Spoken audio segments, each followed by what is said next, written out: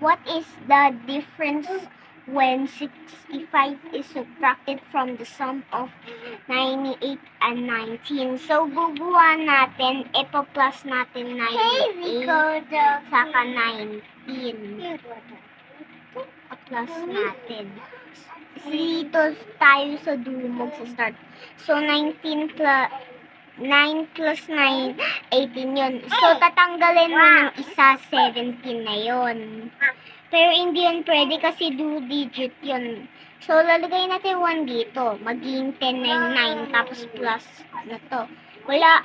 Meron ba siyang katabi? Wala. So, lalagay na natin siya dito. 117. Subtract.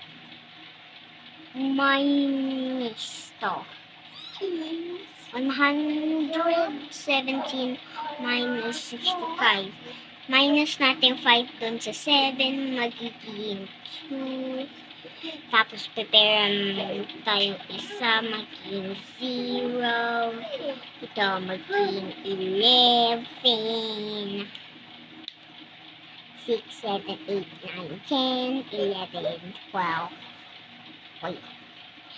Answer pala 5. Nalampas na ako.